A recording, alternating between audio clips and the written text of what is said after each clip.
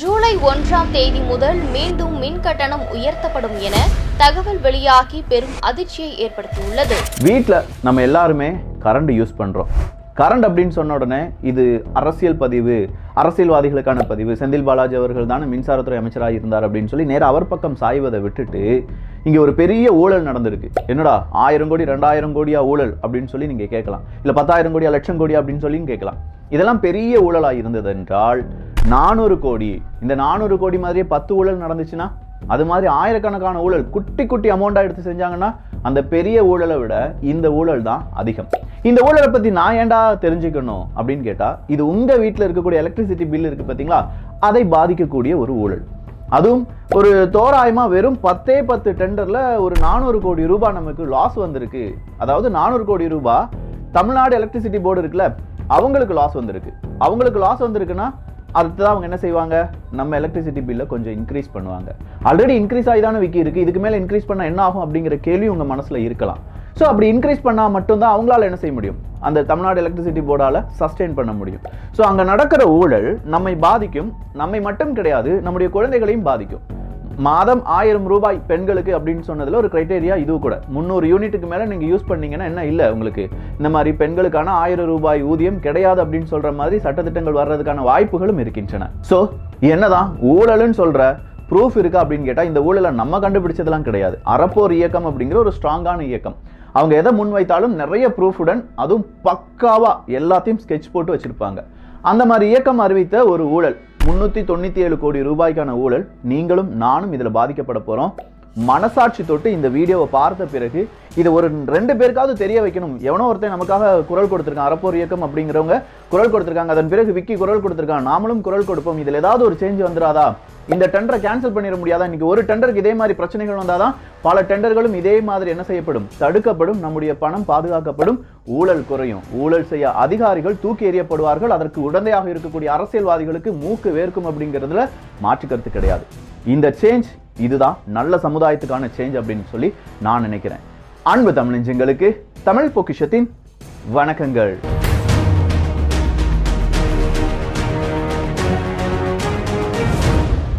தமிழ்நாடு மின்சார வாரியம் electricity board இருக்கு பார்த்தீங்களா, கடந்த 2 வருடத்துல மட்டுமே 45,000 டிரான்ஸ்ஃபார்மர்ஸ், தெருக்கு தெரு நம்ம பார்ப்போம் டிரான்ஸ்ஃபார்மர்ஸ் அப்படிங்கிறது இருக்கும்ல, அந்த டிரான்ஸ்ஃபார்மர்ஸ் மாற்றி அமைப்பதற்கும் பழுதை நீக்குவதற்கும் இந்த மாதிரி எல்லாம் சேர்த்து டெண்டர் அப்படிங்கிறத யார் போடுவா, நம்முடைய தமிழ்நாடு மின்சார வாரியம் அப்படிங்கிறவங்க போடுவாங்க. இந்த டெண்டர் அப்படிங்கிறத ஃபர்ஸ்ட் புரிந்து கொள்ளலாம். டெண்டர் அப்படிங்கிறது ஒரு கவர்மெண்ட் ஆர்கனைசேஷனால இல்லாட்டி ஒரு கவர்மெண்டால நேரடியா நிறைய பொருட்களை வாங்கி, இப்போ நமக்கு தேவை 45,000 டிரான்ஸ்ஃபார்மர்ஸ். அப்போ கவர்மெண்ட், இப்போ நம்ம தமிழ்நாடு அரசாங்கம் நினைக்குது நம்ம 45,000 டிரான்ஸ்ஃபார்மர்ஸை வாங்கிடலாம் அப்படின்னு சொன்னா, கவர்மெண்ட்ல இதுக்கு தனி ஒரு இலாக்கா போடணும். அந்த இலாக்காக்கு கீழே நிறைய அதிகாரிகளை அமர்த்த வேண்டும். அந்த அதிகாரிகளுக்கு கீழே நிறைய அதிகாரிகள், அதன் பிறகு பர்ச்சேஸ் ஆர்டர் ஒரு ஆள் செய்யணும், அந்த பர்ச்சேஸ் ஒரு ஆள் சரி பார்க்கணும், அதை ஒரு இடத்துல இருந்து இன்னொரு இடத்துக்கு கொண்டு போகணும். ஸோ லாஜிஸ்டிக்ஸ் அப்படிங்கிறது தேவைப்படுது.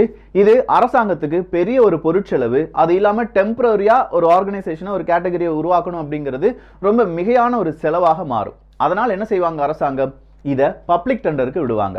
டிரான்ஸ்ஃபார்மர் நீங்க செய்றீங்களாப்பா அப்படின்னா, இப்படி ஒரு டெண்டர் ஓப்பன் ஆகுது, இந்த டெண்டருக்கு உங்களுடைய விலையை பிட் பண்ணுங்க அப்படின்னு சொல்லுவாங்க. பிட்டிங்னா என்ன, விலை குறைவா ஆனா கவர்மெண்ட் கேட்டிருக்கிற ஸ்பெசிஃபிகேஷன், நல்லா கவனிச்சுக்கோங்க, கவர்மெண்ட் கேட்டிருக்கிற ஸ்பெசிஃபிகேஷனுக்கான விலை மட்டும்தான் அவங்க கொடுக்க முடியும். அவங்க ஒரு விலையை சொல்லி நான் இந்த ஸ்பெசிஃபிகேஷன் தான் சொன்னேன் அப்படிலாம் சொல்ல முடியாது. ஒரு டெண்டர்ல எல்லாம் மென்ஷன் பண்ணியிருப்பாங்க. எங்களுக்கு இவ்வளவு பவர் இருக்கக்கூடிய, இந்த காப்பர் வயர் சுத்தி இருக்கக்கூடிய இந்த டிரான்ஸ்ஃபார்மர் வேணும் அப்படின்னு சொல்லியிருப்பாங்க. ஸோ இதை அரசாங்கம் என்ன செய்யும், அவங்களுடைய இணையதளத்தில் பதிவேற்றம் செய்வார்கள். இப்போ எதுவுமே நம்ம என்ன செய்ய முடியாது, ஆஃப்லைன்லாம் செய்ய முடியாது, அதிகமாக எல்லாமே ஆன்லைன் தான். அப்போ ஆன்லைன்ல அவங்க பதிவேற்றம் செய்த பிறகு நிறைய பேருக்கு இது எங்க போகும், ஓகே இந்த மாதிரி தமிழ்நாடு அரசாங்கம் சார்பாக இல்லாட்டி தமிழ்நாட்டினுடைய மின்சார வாரிய சார்பாக ஒரு டெண்டர் வந்திருக்கு அப்படின்னு சொல்லி இந்த டெண்டர் எடுக்கக்கூடிய நபர்களுக்கு எல்லாருக்குமே ஒரு நோட்டிபிகேஷன் போகும், இல்லை அவங்க வந்து பார்ப்பாங்க. அப்படி பார்த்த பிறகு அவங்க எல்லாருமே ஒரு கோட் பண்ணுவாங்க, என்னென்ன ஸ்பெசிஃபிகேஷன் கேட்டிருக்காங்க, அது எங்கேருந்து நம்மளால் எடுக்க முடியும், நம்ம ஃபேக்ட்ரியில் அது இருக்கா, அப்படி இருந்தால் நம்ம எவ்வளோ விலை குறைவாக அதை கொடுக்கலாம் அப்படின்னு சொல்லி பலவிதமான டிஸ்கஷன் ஒவ்வொரு ஃபேக்ட்ரியிலையும் நடக்கும். அப்படி ஒவ்வொரு ஃபேக்டரியிலும் நடந்து கவர்மெண்ட் ஒரு விலை வச்சிருப்பாங்க, இந்த விலைக்கு நீங்க எடுத்துக்கலாம், இல்ல இதை விட குறைவாகவோ கொஞ்சம் கூடுதலாகவோ எடுத்துக்கலாம் அப்படின்னு சொல்றது தான் கவர்மெண்ட் ஒரு தோராய விலை வைத்திருப்பார்கள். ஸோ நாம இந்த டெண்டர் இருக்கக்கூடிய பிட்டர்ஸ் என்ன செய்வாங்க, அந்த தோராய விலையை விட கொஞ்சம் அதிகமா கோட் பண்ணுவாங்க. அப்படி யார் ரொம்ப விலை குறைவா கோட் பண்ணியிருக்காங்களோ அவங்களுக்கு என்ன கொடுக்கப்படும், அந்த ஆர்டர் கொடுக்கப்படும். 45,000 டிரான்ஸ்ஃபார்மர்ஸ் அதுல 10 டெண்டரா பிரிச்சு, ஏன்னா 45,000 டிரான்ஸ்ஃபார்மர்ஸ் அப்படிங்கிறது ஒரே பவர் இருக்கக்கூடியது கிடையாது, டிஃப்ரெண்ட் பவர் இருக்கக்கூடியது. ஸோ 10 விதமான டெண்டரா இதை அறிவிக்கிறாங்க. வெறும் 10க்கு மட்டும்தான் இப்போ கிடைச்சிருக்கு சாட்சிகள். இன்னும் நிறைய டெண்டர்ஸ் இதே மாதிரி போயிருதுக்கான வாய்ப்புகள் இருக்கு. அதெல்லாம் உங்களுடைய கணக்கிலே நான் விட்டுறேன். ஸோ இந்த 10 டெண்டர்ஸை கொடுக்கும்போது நிறைய பிட்டர்ஸ் வந்தாங்கல்ல, அப்போ விலை குறைவா இருக்க வேண்டும். இங்க நான் ஒரு வார்த்தையை சொல்றேன். 7,77,183 ரூபா.60 மறுபடி நான் சொல்லட்டுமா? 7,77,000 ஐயோ என்ன சொன்னேன்னு தெரியலையே. ஸோ நான் ஒரு தொகை 7,77,183 ரூபா 60 பைசா அப்படின்னு சொல்ற இந்த கணக்கு ஒரு ஃபேக்டரி தீர்மானித்து வைத்திருக்கிறார்கள் என்றால் அதே தொகையை இன்னொருத்தன் பிட் பண்ணுவான்னு நீங்க நினைக்கிறீங்களா? உண்மையா ஒரு அரசாங்கத்துக்கு உதவணும், இல்ல கொஞ்சம் லாபம் பார்க்கணும், இல்ல நமக்கு தான் இந்த டெண்டர் கிடைக்கணும் அப்படின்னு நினைக்கிறவன் இவனுக்கு என்ன டெண்டர் பைசா கொடுக்க போறா அப்படிங்கிறத ஆள் வச்சு பார்க்கணும், உளவுத்துறை வச்சு பார்க்கணும். ஏன்னா அப்படி இருந்தா மட்டும்தான் கம்பெனி ஏ அப்படிங்கிறவங்களை விட கம்பெனி பி அப்படிங்கிறவங்க குறைவான தொகையை கோட் பண்ண முடியும். ஆனா எல்லாருமே ஒரே தொகையை கோட் பண்றதுக்கான வாய்ப்புகள் இருக்கா? கதை திருட்டு நம்ம எல்லாருக்கும் தெரியும். அவெஞ்சர்ஸ்னு ஒரு படம் எடுத்துட்டோம், இல்லாட்டி விஜய் அவர்களுடைய ஒரு பாடல் ரிலீஸ் ஆயிடுச்சுன்னா இதே பாடல் மாதிரி அங்க ஒரு பாடல் இருந்திருக்குப்பா, எங்க ஹாலிவுட்ல இருந்திருக்கு, பாலிவுட்ல இருந்திருக்கு, ஹிந்திக்காரன் எடுத்து வச்சிருக்கான், இந்தா வச்சுக்கோ அப்படின்னு சொல்லி தோராயமா இருக்கக்கூடிய ஒரு மியூசிக்கை போட்டு ஆமா இல்ல அதே மாதிரி இருக்குல்ல அப்படின்னு சொல்லி நம்ம எல்லாம் என்ன செஞ்சிருப்போம், பேசியிருப்போம். ஆனா எக்ஸாக்ட் ஒரே மாதிரி இருக்காது, தோராயமா தான் இருக்கும். ஆனா இங்க நடந்திருக்கக்கூடிய ஊழல்ல எக்ஸாக்ட் 0.60 பைசான்னு சொல்றது வர ஒரே தொகையை 33 நிறுவனங்கள் வரை கோட் பண்ணியிருக்காங்க அப்படின்னு சொல்றது உங்களால நம்ப முடியுதா? அப்ப இது எவ்வளவு பெரிய கூட்டு சதியா இருக்கும் அப்படிங்கிற கேள்வியை கேட்கிறாங்க இந்த அறப்போர் இயக்கம். ஒப்பந்தங்கள் அப்படிங்கிறது 25 kVA, 63 kVA, 100 kVA, 200 kVA, 250 kVA மற்றும் 500 kVA இந்த மாதிரியான டிரான்ஸ்ஃபார்மர்களுக்கு தான் என்ன வச்சிருக்காங்க, இந்த பிட்டிங் அப்படிங்கிறத வச்சிருக்காங்க. இது 2021 அக்டோபர் மாதம் கோரப்பட்டு 2021 இந்த மாதிரி டெண்டர் நாங்க விட போறோம்னு சொல்லி நவம்பர் மாதம் டெண்டர் திறக்கப்பட்டிருக்கிறது 2021. ஒவ்வொரு டெண்டரிலும் 25ல இருந்து 30 பிட்டர்ஸ் அப்படிங்கிறவங்க வந்திருக்காங்க. அதுல உதாரணத்துக்கு அவங்க சொல்லி இருக்கிறதுல முதல் tender reference number M14 2022-2023. So 2022-23 போடப்பட்ட டெண்டர் M14 அப்படிங்கிற டெண்டர். 1000 நம்பர்ஸ் எது வேணும், 200 kVA அப்படிங்கிறது நமக்கு வேணும். 22 kV 433E EL1 DTS அப்படின்னு சொல்றதுதான் அந்த டெண்டர். என்ன வேணும் அப்படிங்கிறத டிரான்ஸ்ஃபார்மர் எத்தனை வேணும், 2000 வேணும். இந்த 2000 யூனிட் டிரான்ஸ்ஃபார்மருக்கு எத்தனை பேர் பிட்டர்ஸ் தெரியுமா? 30 பேர் பிட்டர்ஸ். 30 company, different company. நான் சொல்றது ஒரே ஆள் கிடையாது, 30 வெவ்வேறு தமிழ்நாட்டில் வெவ்வேறு இடங்களில் இயங்கி கொண்டிருக்கக்கூடிய கம்பெனிஸ் அப்படின்னு சொல்லக்கூடிய கம்பெனிகள் பிட் பண்ணியிருக்காங்க. அவங்க பிட் பண்ண தொகை எவ்வளவு அப்படின்னு கேட்டிங்கன்னா 7,07,823 ரூபா. பாயிண்ட் டெசிமல் ஏதோ ஒன்று இருக்கு, ஆனால் அதுவும் கரெக்ட் தான். ஸோ 30 பேரும் அச்சு அசல் மாறாம 7,07,823 ரூபா அப்படின்னு சொல்றத பிட் பண்ணியிருக்காங்க. அடுத்ததா M13 2022-23 3000 நம்பர் 100 kVA அப்படிங்கிற டிரான்ஸ்ஃபார்மர் வாங்குறதுக்காக 31 பிட்டர்ஸ் எடுத்திருக்காங்க. அந்த 31 பிட்டர்ல ஒரே ஒரு பிட்டர் மட்டும் 4,63,858 ரூபாய் விலை நிர்ணயம் செஞ்சிருக்காரு. மீதம் இருக்கும் 30 நபர்களும் 4,69,935 ரூபாய் அப்படிங்கிறத பிட்டிங் பண்ணியிருக்காங்க. என் மனசுல என்ன நினைக்கிறேங்கிறத ஒருவேளை அவங்க இந்த மாதிரி மாய தந்திரம் வச்சு எடுத்திருப்பாங்களோ. சரி, இன்னொருத்தர் எடுத்திருப்பாரு. 30 பேருக்கு இதே அமௌண்ட் எப்படி தெரிஞ்சிருக்கும்? 30 பேர் முன்னாடியே உட்கார்ந்துருக்காங்க. முன்னாடியே உட்கார்ந்து ஐயா 200 kVA டெண்டர் வரப்போகுது, 100 kVA டெண்டர் வரப்போகுது, நாம எல்லாரும் என்ன செய்யணும், ஒரே அமௌண்ட்டை கொடுக்கணும். இந்த அமௌண்ட்டை போட்டுற எவ்வளோ, 7,07,823 ரூபா. நோட் பண்ணிக்கோ அப்படின்னு சொல்லி நோட் பண்ணியிருப்பாங்க. சரி, இதனால நீங்க என்ன கேட்பீங்க, எப்பா ஒரு டெண்டர் அப்படிங்கிறவங்க யார் குறைவான விலையில் பிட் பண்ணியிருக்காங்களோ அவங்களுக்கு தானே கொடுப்பாங்க. இப்போ 30 பேரும் ஒரே விலையை கொடுத்துருந்தாங்கன்னா இங்க என்ன நடக்கும்? வேற எதுவுமே இல்லை. 2000 அப்படின்னு சொல்றோம்ல, இந்த 2000 டிரான்ஸ்ஃபார்மர் டிவைடட் பை 30. ஏன்னா ஒரே விலையை கேட்டிருக்காங்க 30 பேரும். அப்ப எவ்வளவு வரும்? ஒரு 50ன்னு வச்சுக்கோங்க. உதாரணத்துக்கு நான் சொல்றேன், ஒரு 50ல இருந்து ஒரு 70 டிரான்ஸ்ஃபார்மர்னு வச்சுக்கோங்களேன். 70 வச்சு ஒவ்வொரு பேருக்கும் என்ன கொடுப்பாங்க, அந்த டிரான்ஸ்ஃபார்மர்ஸை பிரிச்சு கொடுத்துருவாங்க. நீ 70 கொண்டு வா, நீ 70 கொண்டு வா, நீ 70 கொண்டு வா.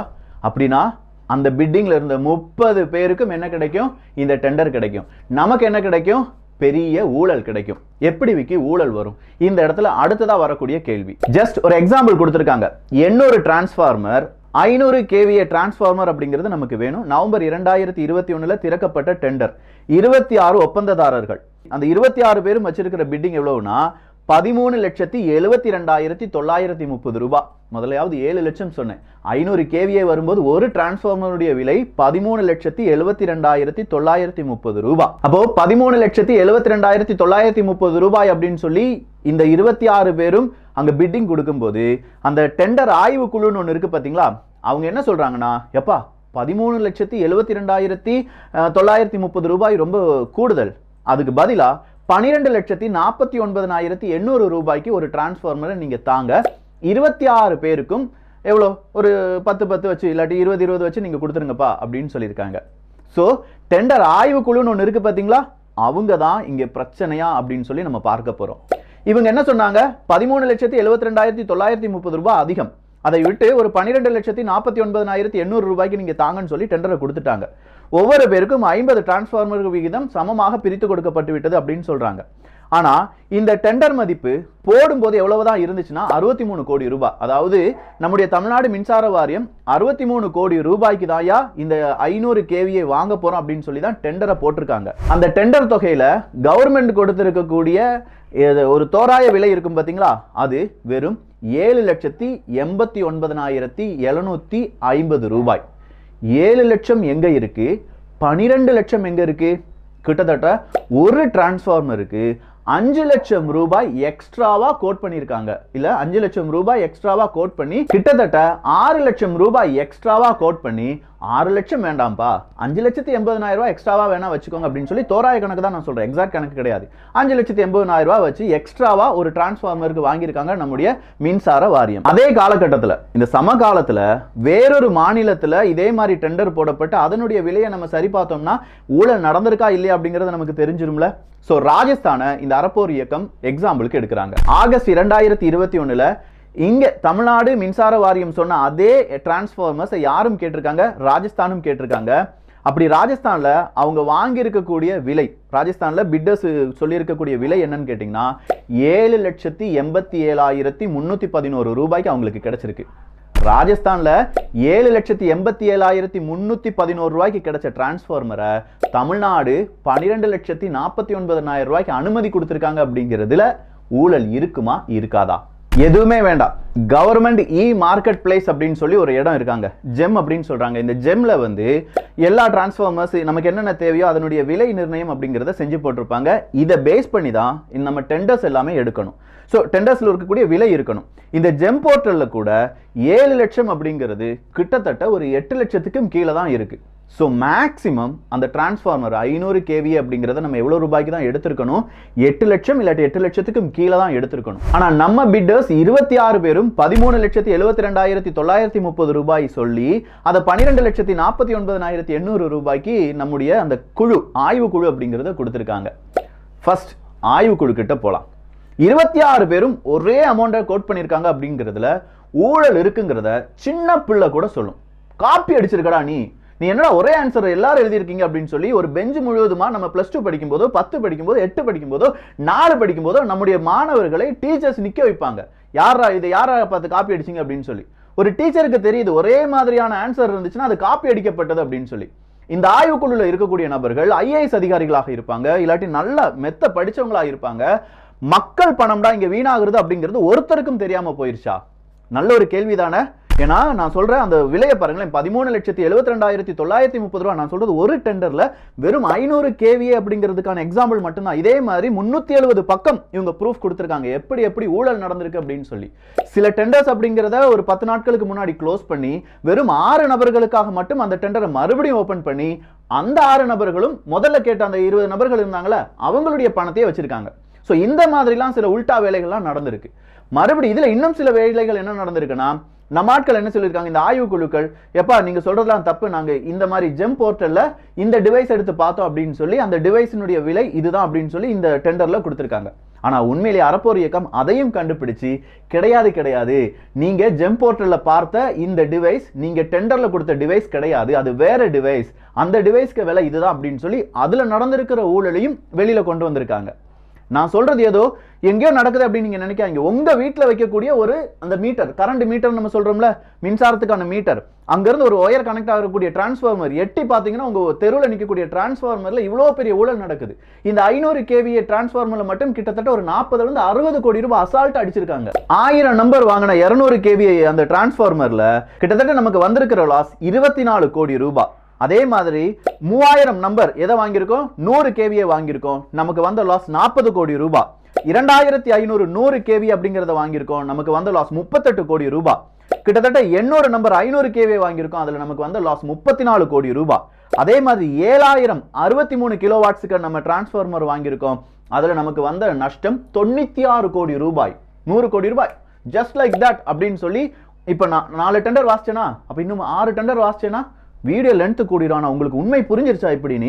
இப்படி இந்த திட்டக்குழுல இருக்கக்கூடிய இல்லாட்டி இதை ஆய்வு செய்யக்கூடிய குழுல இருக்கக்கூடிய நபர்கள் எந்த அளவுக்கு இதை இவ்வளவு மெத்தனமா இருந்திருப்பாங்க அப்படிங்கிறது நம்ம கேள்வி கேட்கணும். அரசியல்வாதிகள் சரிங்க, 5 வருஷத்துக்கு ஒரு முறை அவங்க ஆட்சி மாறுது, எப்படியோ போயிட்டு போறாங்க அப்படின்னு சொல்லி அவங்க ஊழல் பண்றாங்களோ இல்லையோ, ஆனா அரசு அதிகாரிகள் இந்த டெண்டர் குழுல இருக்கக்கூடிய எல்லாருமே அரசு அதிகாரிகளாக தானே இருப்பாங்க. அப்ப அவங்க இதை எப்படி சம்மதித்தார்கள்? இந்த கேள்வியை மக்கள் நீங்க கேட்கணும். நான் மட்டும் கேட்டேன்னா என்னையும் பிடிச்சு உலக போட்டாங்கன்னா முடிஞ்சா? அறப்போர் இயக்கம் இருக்காங்க, அறப்போர் இயக்கத்தை இயங்க கொண்டு இருக்க நபர்களுக்கு எவ்வளவு அச்சுறுத்தல் வந்திருக்கும். அவங்களும் இதே இந்த மாதிரியான டெண்டர் விஷயத்தெல்லாம் வெளியிலே சொல்ல மாட்டேன்னு சொல்லிட்டாங்கன்னா முடிஞ்சா? அப்ப யார் தட்டி கேட்பாங்க? மக்கள் கேள்வி கேட்க வேண்டும் அப்படிங்கிறதுக்காக தான் முதல் ஆளா இங்க வந்து வெளியில சொல்லிட்டு இருக்கேன். இதை நீங்க பேசினா, நீங்க ஷேர் பண்ணா, வைரலா மாறினா மட்டும்தான் இதற்கான சொல்யூஷன் அப்படிங்கிறது கிடைக்கும். ஆனா அறப்போர் இயக்கம் இத்தோடு இது நிப்பாட்டல. இந்த டெண்டர் குழுல ஒரு நபர் திரு காசி அவர்கள் அப்படிங்கிறவருடைய பெயர் போட்டு அவர் என்ன செய்யறாருன்னா, அவருடைய வேலை இந்த டெண்டர் குழுல இருக்கு, முக்கியமான ஒரு வேலையில இருக்காரு. ஆனா அவர் வேலை ஆபீஸ்ல வச்சு செய்ய மாட்டாராம், நேரா செந்தில் பாலாஜி அவர்களுடைய வீட்டுக்கு போயிருவாங்களாம். டெய்லி அவங்களுடைய வீட்டுக்கு போற அந்த ஃபுட்டேஜை ரெக்கார்ட் பண்ணியிருக்காங்க அறப்போர் இயக்கம். காலையில வராரு, டெண்டர் என்னென்ன டெண்டர் யாருக்கு யாருக்கு அனுமதி கொடுக்கணும் அப்படிங்கிற லிஸ்ட் எல்லாம் செந்தில் பாலாஜி அவர்களுடைய வீட்டில் இருந்துட்டு மறுபடியும் அவர் வண்டியில கிளம்பி போறாராம். இத்தனைக்கும் நேரடியா செந்தில் பாலாஜி அவர்களை இவ்வளவு முறை சுலபமாக ஒரு ஊழியரால் பார்க்க முடியும் அப்படின்னா திரு காசி அவர்களால் பார்க்க முடியும். ஆனா திரு காசி அவர்கள் போன ஆட்சியில மக்கள் நல்லது செய்வதற்கு எதிராக செயல்படுகிறார் அப்படின்னு சொல்லி உடனடியா அவரை பணியிடை நீக்கம் செய்ய வேண்டும் அப்படின்னு சொல்லி செப்டம்பர் மாதம் 2020 அவர் என்ன செஞ்சிருக்காங்க, அவருக்கு கட்டாய ஓய்வுக்கான நோட்டீஸை ஆணையம் பிறப்பித்திருக்கிறது. ஏதோ ஊழல் செஞ்சிருக்காரு, ஏதோ தப்பு நடந்திருக்கு, நீ மக்கள் நல்லதுக்கு விரோதமா இருக்கு அப்படின்னு சொல்லி, பொது நலனுக்கு எதிராக இருக்கிறாய் அப்படின்னு சொல்லி செப்டம்பர் மாதம் 2020 அவரை வீட்டுக்கு அனுப்பணும்னு சொல்லி ஒரு பெரிய நோட்டீஸ் கொடுத்திருக்காங்க. மின்சார வாரிய போர்டுடன் மட்டும்தான் அவர் என்ன செய்ய முடியும், கூடுதலா ரிக்வெஸ்ட் வைக்க முடியும், ஐயா நான் தவறு செய்யாதவன் அப்படின்னு சொல்லி. ஆனா ஆட்சி மாறுது, ராஜேஷ் லக்கானி IAS அவர்கள் மின்சார வாரிய தலைவராக மாறுகிறார். அப்படி மாறின உடனே அவர் என்ன செய்யறார், திரு காசி அவர்களுடைய பணியிடை நீக்கம் ரத்து செய்யப்படுகிறது. அப்படி ரத்து செய்யப்பட்டது மட்டும் இல்லாம ஒரே வருஷத்துல செப்டம்பர் 2021 கொள்முதலுக்கான பினான்சியல் கண்ட்ரோலராக அவருக்கு பதவி உதவி கொடுக்கப்படுகிறது.